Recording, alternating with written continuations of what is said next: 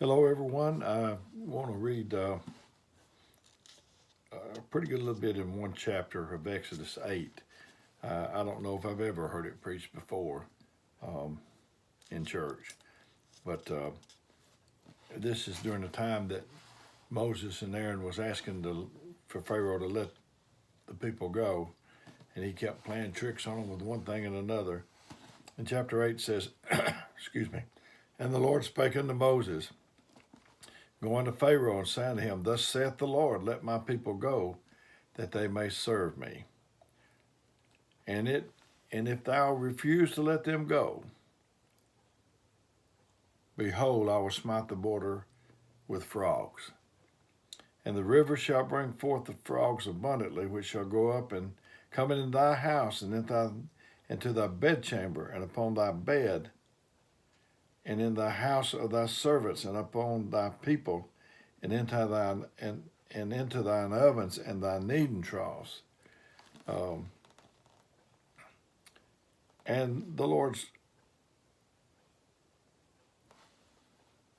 and the frogs shall come up both on thee and upon thy people, and upon thy servants. And the Lord spake unto Moses, say unto Aaron, stretch forth thine hand with thy rod over the streams, over the rivers, and over the ponds, and cause frogs to come up upon the land of Egypt. And Aaron stretched out his hand upon the waters of Egypt, and the frogs came up and covered the land of Egypt. And the magicians did so with their enchantments, and brought up frogs upon the land of Egypt.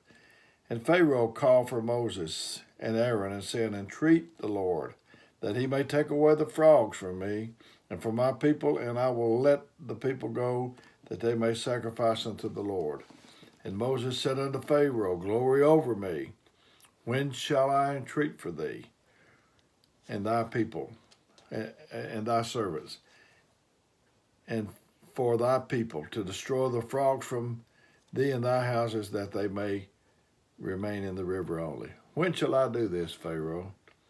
And he said, tomorrow. Tomorrow. I just can't hardly believe that he would say that. Can you believe tomorrow? What's wrong with today? But he said tomorrow. And he said, be it according to thy word, that thou mayest know that there is none like unto God, the Lord thy God. And the frogs shall depart from thee and from thy houses, and from thy servants, and from thy people. They shall remain in the river only. You know, it's incredible to me that they was in their beds and their kneading troughs, they was in their ovens, and Pharaoh or anyone would be willing to put up with them one more day.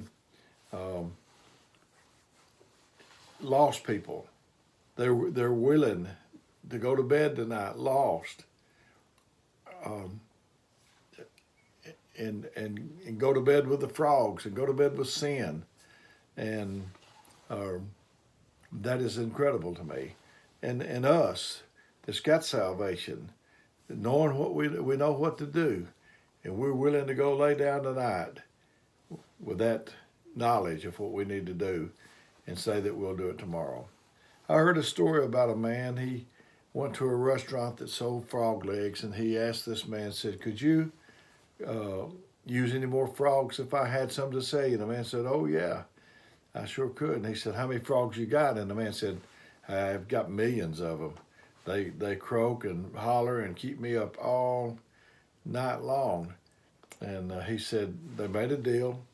And he said, yeah, just bring them every week. Bring 500 at a time till your pond is depleted of the frogs. And so the man rolled up in there at the restaurant and went in there, and he had 2 frogs. And the restaurant man said, where's all the frogs? And he said, well, it was just these 2. He said, I thought you said you had 1,000,000 of them. And he said, it sounded like 1,000,000 of them, but it was just these 2 old frogs. So the next time that people are squawking and criticizing and saying all manner of things about you, just remember, it's probably just 2 old frogs. I thought about, I preach a sermon sometimes called Someday I,